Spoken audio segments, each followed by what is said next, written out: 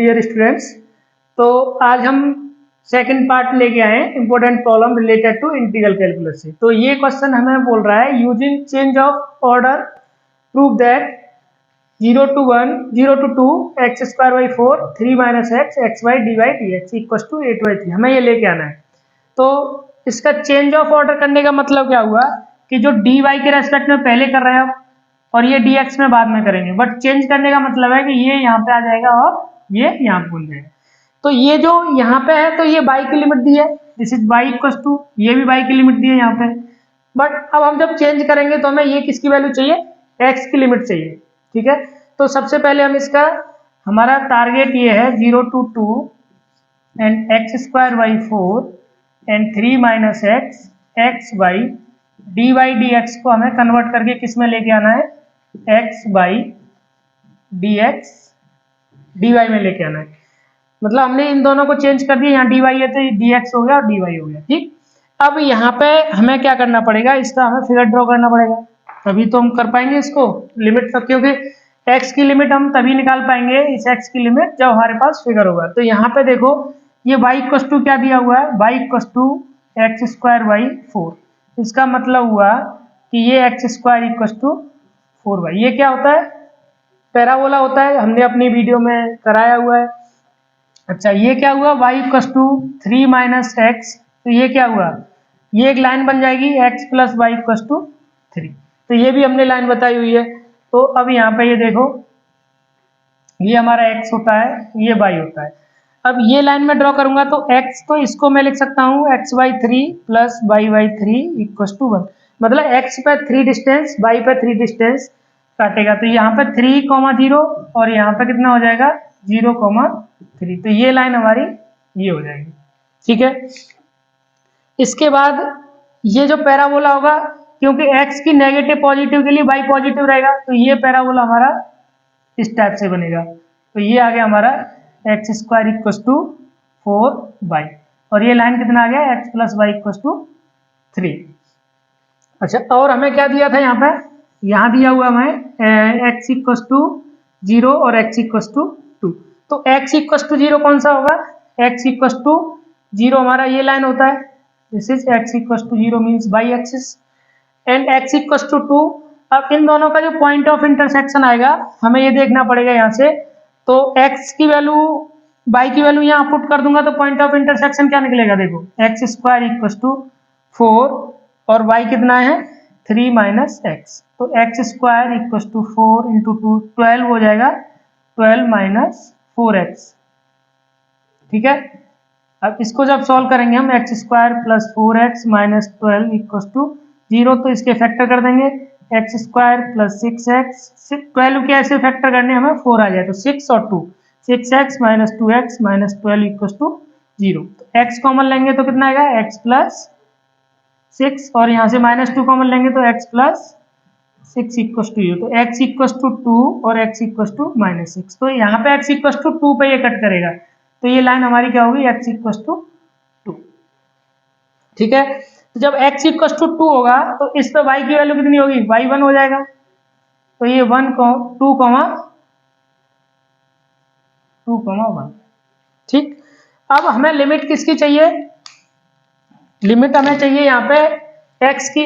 तो जब मैं x के डायरेक्शन में पैरेलल लाइन खींचूंगा, क्योंकि हमारा जो बाउंडेड रीजन आया वो कौन सा आया, ये हमारा बाउंडेड रीजन बन गया। अब जब मैं x के डायरेक्शन में पैरेलल लाइंस खींचूंगा तो पहली बार तो मैं यहाँ जाऊंगा, फिर यहाँ, पहली फिर यहाँ पे, फिर यहाँ पे, फिर यहाँ पे।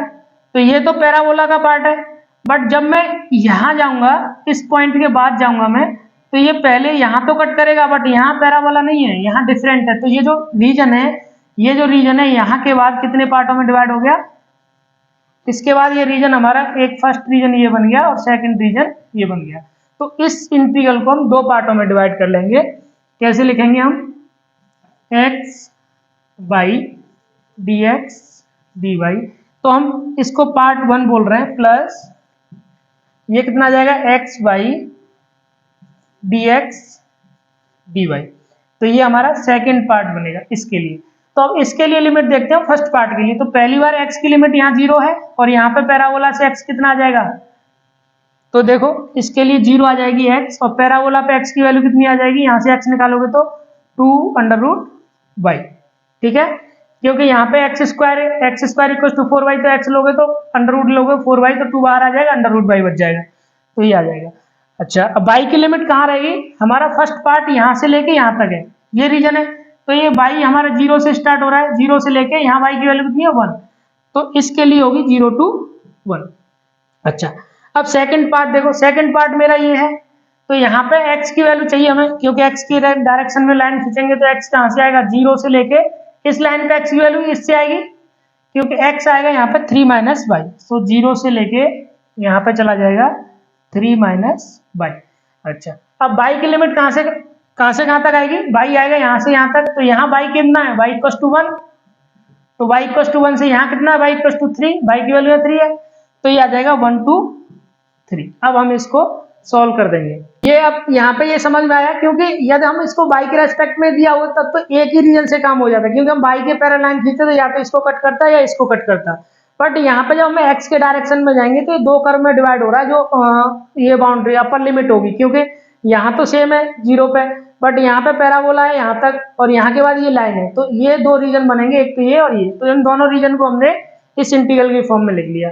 अब इसको हम सॉल्व कर देंगे, तो अब हम किसके रेस्पेक्ट में करेंगे, x के रेस्पेक्ट में, तो कितना आ जाएगा 0 to 1 x square into y by 2 हो जाएगा, क्योंकि y कांस्टेंट रहेगा x के रेस्पेक्ट में करेंगे तो y बाहर आ गया। अब इस पे हम लिमिट लगा देंगे कितना, 0 to 2 अंडर रूट वाई, और यहाँ का क्या हो जाएगा dy प्लस 1 2 3। अब इसको y कांस्टेंट है क्योंकि x के रेस्पेक्ट में कर रहे हैं, तो y बाहर आ जाएगा, ये आ जाएगा x स्क्वायर बाई 2। अब यहाँ पर जो लिमिट लगा देंगे 0 से 3 माइनस वाई डी वाई, तो इसको जब हम सॉल्व करेंगे तो ये कितना आ जाएगा 0 to 1, और ये बाई बाई 2 बाहर आ गया, यहाँ पे 2 करेंगे तो कितना आ जाएगा 4, और अंडर रूट का इसका स्क्वायर करेंगे तो y, ठीक है, माइनस ये 0 करेंगे, यहाँ पे 0 रखेंगे तो 0 हो जाएगा, तो ये यहाँ पे इतना आ जाएगा प्लस ये आ जाएगा 1/3 बाई, और बाई 2 बाहर आ जाएगा ये वाला, और यहाँ पे x की वैल्यू क्या रख देंगे हम 3 माइनस बाई का होल स्क्वायर डी वाई। तो अब इसको हम सॉल्व करते हैं, तो ये कितना आ जाएगा 2 से 2 कट जाएगा, तो ये 2 बाई आ जाएगा, so this is equal to 0 to 1 2 into by square d y plus, अब इसको हम 1/2 बाहर आ जाएगा 1 2 3, अब ये कितना आ जाएगा स्क्वायर करेंगे इसका तो 9 by into 9 plus by square minus 6 by, ये आ जाएगा इंटू डी वाई। तो y के रेस्पेक्ट में करके इसकी हम upper limit minus lower limit, तो इसको करेंगे तो y क्यू वाई 3 आ जाएगा, 1/2 पहले से ही है तो y क्यू वाई नहीं 2/2 पहले से ही है, तो y cube y 3 and 0 to 1 plus 1/2, ये आ जाएगा 1 2 3, इसका y का मल्टीप्लाई करेंगे तो 9y plus y cube minus 6 by square d y. अब इसका फिर इंटीग्रेट हो जाएगा, ये तो आसान है, तो इसकी वैल्यू कितनी आ जाएगी, जब 1 रखेंगे यहाँ पे और 0 रखेंगे तो 0 हो जाएगा, तो 2/3 आ गया यहाँ से, दिस इज 2/3 प्लस 1/2। अब इसको इंटीग्रेट करूंगा तो कितना आएगा 9 बाई स्क्वायर बाई 2, और ये कितना आ जाएगा प्लस एक पावर बढ़ जाएगी अपॉन 4, माइनस ये कितना आ जाएगा 6 बाई क्यू बाई 3, और इस पर लिमिट लग जाएगी 1 2 3। तो इसको सॉल्व करेंगे तो कितना आ जाएगा 2/3 ये आ गया प्लस 1/2। अब इसको देखो 9/2 यहाँ पे रखोगे तो कितना आ जाएगा 9 माइनस 1 करोगे तो कितना आ जाएगा 9 माइनस 1 8 प्लस 1/4 आया। अब यहाँ बाई की वैल्यू लगाओगे तो यहाँ कितना आ जाएगा 81 में से माइनस 1 करोगे तो कितना आ जाएगा 80 माइनस 6/3 बाहर आया, तो ये कितना आ जाएगा 3 रखोगे यहाँ पर 27 माइनस 1 रखोगे तो 1, तो ये कितना आ जाएगा, इसको सॉल्व कर देंगे हम, तो इसकी वैल्यू आएगी देखो 2/3 प्लस 1/2, ये कितना आ जाएगा 4, तो 36 हो जाएगा 36 प्लस ये कितना आ जाएगा 20, और ये आ जाएगा 52। तो इसको सॉल्व करोगे तुम 2/3 प्लस 1/2, और ये कितना आएगा 56 में से गया 4, तो ये आ जाएगा तुम्हारा 2/3 प्लस ये 2 से 4 करिए 2, तो 3 एलसीएम लोगे तो ये आ जाएगा 6 प्लस 2 8/3, यही हमें प्रूव करना है। तो अब ये हम क्वेश्चन नंबर 9 पे आ गए। इस क्वेश्चन को हमें सॉल्व करना है। ये ट्रिपल इंटीग्रेशन का क्वेश्चन है। बोल रहा है evaluate this dx dy dz over the reason bounded by the figure. अब ये थोड़ा 3D का फिगर है तो उसको बनाना थोड़ा डिफिकल्ट है, तो हम यहाँ लिमिट हमें इसीलिए इसने पहले ही क्लियर कर दी है कि लिमिट तुम्हें ये दे रखी है, x की बिटवीन 0 to 1 है, y हमारा 0 to x स्क्वायर है एंड z हमारा 0 to x प्लस वाई है। तो इसको अब यहाँ पे देखो dx dy और dz दिया है, बट हमें चाहिए क्या, पहले dz के रेस्पेक्ट में चाहिए, क्योंकि z in terms of x y दिया है। या तुम x के रेस्पेक्ट में यहाँ 0 to 1 लगा दोगे तो ये तो कांस्टेंट आ जाएगा, तो वो गलत हो जाएगा, वो करना नहीं है। हमें ये देखना है कि कौन से फंक्शन के अंदर ये बाकी दो आ रहे हैं। तो यहाँ पे देखो इस क्वेश्चन को हम कैसे करेंगे, हम लिख लेंगे x minus 2y plus Z, ये दिया हुआ है। हमने इसको इस चेंज ऑफ ऑर्डर कर लिया इसका dy और dx, क्योंकि हमें पता है कि जब इंटीग्रेशन सॉल्व करते हैं तो लास्ट वाला जो इंटीग्रल है उसकी कांस्टेंट लिमिट होती है, ताकि वो आंसर एक हमें नंबर में देगा। तो यहाँ पे कांस्टेंट लिमिट x की है, तो हमें x को हमने लास्ट में कर लिया। अब x को रखा और y की इन टर्म्स ऑफ x है, तो ये x के फॉर्म में आ जाएगा, तो x फिर भी हमारा x लास्ट में आएगा और z में x y है। तो ये z की वैल्यू इसने कहाँ से लिमिट दी है, लोअर लिमिट 0 और अपर लिमिट, तो 0 to x प्लस y। अच्छा, अब y की लिमिट इसने क्या दिया है, 0 to x स्क्वायर, और इसका x का लिमिट कितना दिया है, 0 to 1। तो अब ये जस्ट जैसे हमारा डबल इंटीग्रेशन था वैसे ही हमें इसको सॉल्व करना है। 3 बार सॉल्व करना है क्योंकि ये ट्रिपल इंटीग्रेशन है। जब हम z के रेस्पेक्ट में करेंगे तो हम y और x को क्या मानेंगे, कांस्टेंट। जैसे हम डबल इंटीग्रेशन में x y में तो x में करते तो y कांस्टेंट होता था, जब y में कर रहे हैं तो x कांस्टेंट है। बट यहाँ पे 3 वेरिएबल हैं, तो एक को जब करेंगे z के रेस्पेक्ट में करेंगे ये दोनों कांस्टेंट ट्रीट होंगे, जब इसके रेस्पेक्ट में करेंगे तो x कांस्टेंट ट्रीट होगा और लास्ट में x में कर देंगे। तो इसकी वैल्यू देखो अब, तो z के रेस्पेक्ट में कर रहा हूं मैं इसको, तो ये 0 to x square and 0 to 1। तो अब यहाँ देखो ये तो कांस्टेंट है दोनों, प्लस मैं इस चीज को ऐसे भी लिख सकता हूँ z,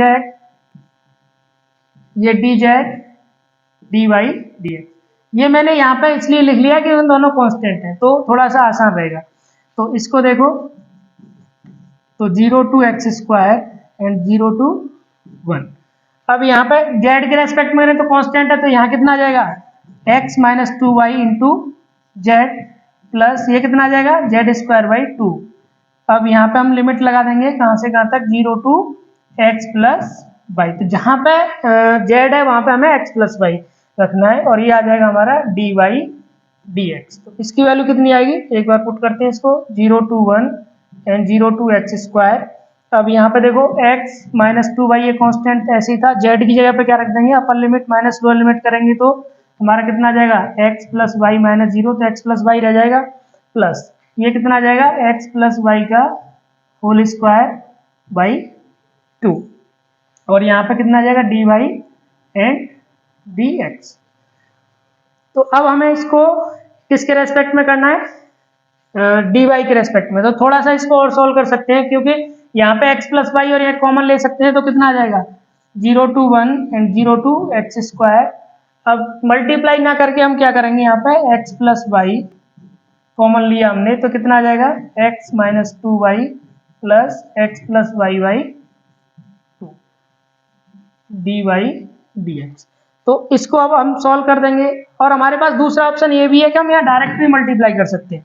तो इसको हम यहाँ पे तो थोड़ा सा वो बेटर होगा कि यहीं पे हम इसको मल्टीप्लाई कर दें, तो कितना आ जाएगा, 0 to 1 0 to x स्क्वायर, इसका मल्टीप्लाई करेंगे तो कितना आ जाएगा, x square minus 2xy plus xy, और ये कितना आ जाएगा, माइनस 2y स्क्वायर, प्लस ये कितना आ जाएगा, 1/2 कॉमन ले लेंगे, 1/2 x square plus y square plus 2xy, and ये आ जाएगा हमारा dy dx।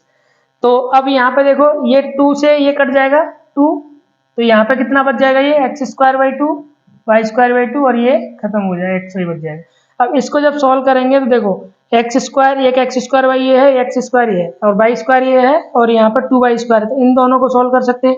और यहाँ से कितना बच जाएगा, एक xy बच जाएगा, और एक xy ये प्लस का है और एक xy ये प्लस का है, तो कट जाएगा। So this is equal to 0 to 1 and 0 to x square. अब ये कितना हो जाएगा 3/2 x²। अब इसको सॉल्व करेंगे तो कितना आ जाएगा, माइनस का 4 हो जाएगा, माइनस के 4 में से गया तो -3/2 और ये कितना हो जाएगा, ये 0 हो जाएगा। तो यहाँ पे हमें क्या करना है, dy/dx। अब इसको सॉल्व कर देंगे तो अब यहाँ पे देखो, अब हमें किसके रेस्पेक्ट में करना है, बाई के रेस्पेक्ट में करना है। तो हम इसको 0 to 1 कर देंगे। यहाँ पे तो बाई है नहीं, तो ये तो कांस्टेंट है, तो यहाँ पे कितना आ जाएगा 3/2 x² बाई, ठीक है। और यहाँ लिमिट क्या लगा देंगे बाई पे हम, 0 to x² माइनस, अब ये यहाँ पे बाई है तो कितना आ जाएगा, ये बाई 3/3/2 इंटू 3। अब यहाँ पे भी लिमिट लगा देंगे, कितना आ जाएगा हमारा 0 to x²। अब ये कितना हो जाएगा हमारा dx। तो इसको मैं सॉल्व करूंगा, तो अब यहाँ से देखो इसको हम 0 to 1, अब ये यहाँ पे अपर लिमिट लगाएंगे तो कितना आ जाएगा x²। तो एक x² पहले से है, 3/2 यहाँ पे है, और ये कितना आ जाएगा हमारा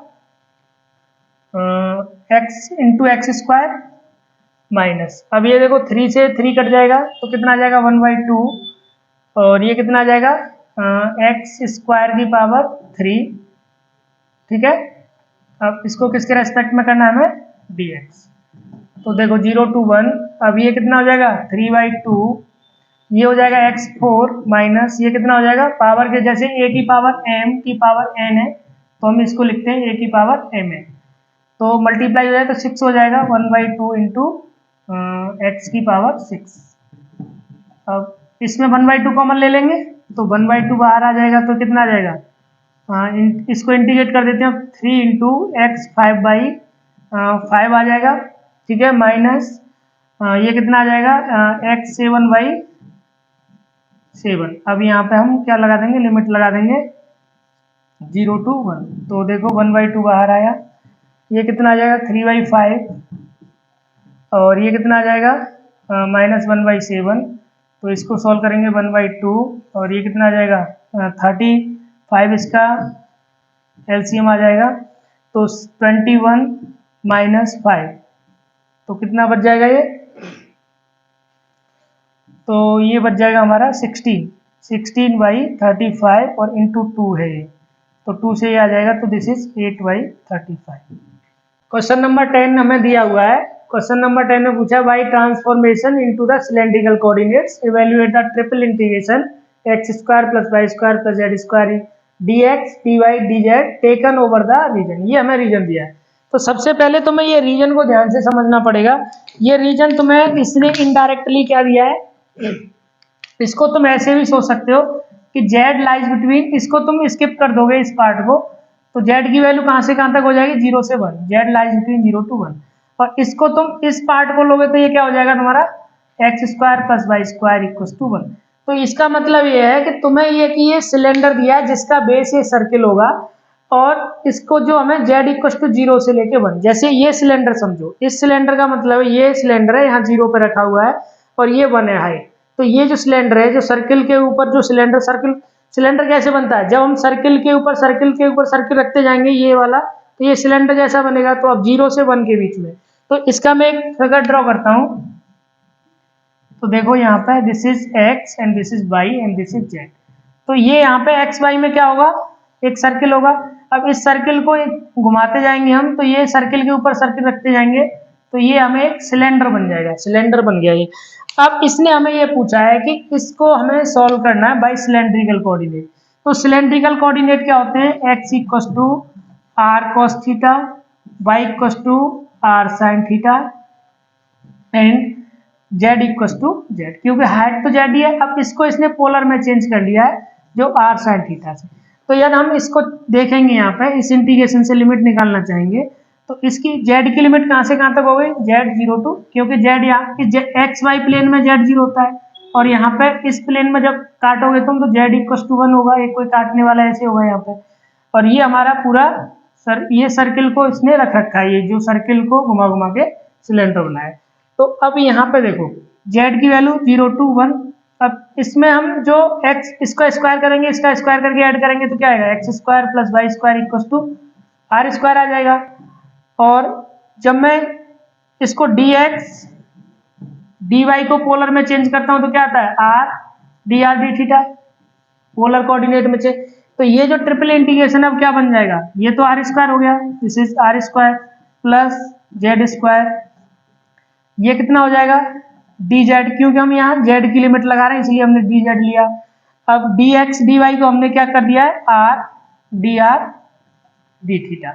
तो अब बस इसको सोल्व करना है। अब देखो जब मैं इसको 2D में देखूंगा आर और थीटा में आऊंगा तो ये क्या मुझे दिखेगा, ये एक मुझे सर्किल दिखेगा, क्योंकि सर्किल के ऊपर ही इसका बेस क्या है, सर्किल पे ही तो रखा हुआ है, ये ऐसे करके रखोगे तो सर्किल पे रखा है। तो अब पोलर कोऑर्डिनेट में आर मेरा यहाँ ओरिजिन से स्टार्ट होता है, तो आर कहाँ से कहाँ तक जाएगा, ये रेडियस जितनी होगी, इसका रेडियस सर्किल का यूनिट रेडियस 1 है, तो यहाँ पे कितना हो गया, ये रेडियस 1 हो गई। ठीक, तो आर की वैल्यू आ जाएगी हमारी 0 से 1, दिस इज आर 0 to 1, तो 0 to 1। अब थीटा देखो, इसको कवर करने के लिए इनिशियल थीटा हमारा 0 यहाँ से स्टार्ट होता है। अब इसको कवर करने के लिए तुम्हें कितना घूमना पड़ेगा, देखो 90, 180, 270 और 360, तो 0 to 2 पाई। अब इसको हम सोल्व कर देंगे। देखो तो जेड के रेस्पेक्ट में किया तो यहाँ पे तो कांस्टेंट रहेगा, so this is equal to कितना आ जाएगा 0 to 2 पाई 0 to 1, और इसको इंटीग्रेट कर रहे हैं किसके रेस्पेक्ट में हम जेड के में, तो आर स्क्वायर जेड बन गया प्लस जेड की वाई 3 बन गया, और इसका लिमिट लगा दिया 0 to 1, ये हो जाएगा आर डी थीटा। तो अब इसको हम सॉल्व करेंगे तो देखो 0 to 1 ये आर की लिमिट हो गई, 0 से 2 पाई ये थीटा की लिमिट हो गई। अब इसमें करेंगे तो कितना आ जाएगा, यहाँ अपर लिमिट करेंगे 1 माइनस 0 तो 1 आ जाएगा, तो this is r square plus यहाँ पे करोगे तुम कितना आ जाएगा जेड स्क्वायर, तो आ जाएगा 1/3। अब आर का मल्टीप्लाई करेंगे तो ये कितना आ जाएगा, चलो ये लिखते हैं आर डी, तो इसको और सॉल्व करेंगे तो कितना आएगा 0 to 2 पाई एंड 0 to 1। अब आर क्यू आ जाएगा प्लस r/3 डी थीटा, तो इसको हम आर के रेस्पेक्ट में करेंगे अब 0 to 2 पाई, तो ये आ जाएगा r4/4 प्लस ये आ जाएगा r²/2 और 3 पहले से ही तो r²/6 और लिमिट लगाएंगे 0 to 1 और ये हो जाएगा डी थीटा। ठीक है, तो ये कितना आ जाएगा हमारा 1/4 इंटीग्रेशन लगाओ 0 से 2 pi and 1/4 plus 1/6 and D theta. इसको सॉल्व कर देंगे तो 12 आ जाएगा एलसीएम, तो 12 नीचे आ जाएगा, तो 3 प्लस ये कितना आ जाएगा 2 और ये इंटीग्रेशन आ जाएगा इसमें 0 से 2 पाई डी थीटा, तो ये आ जाएगा 5/12 इंटू, अब इसको थीटा करेंगे तो 2 पाई आ जाएगा, तो 2 से ये 6, तो ये आ जाएगा 5 पाई बाई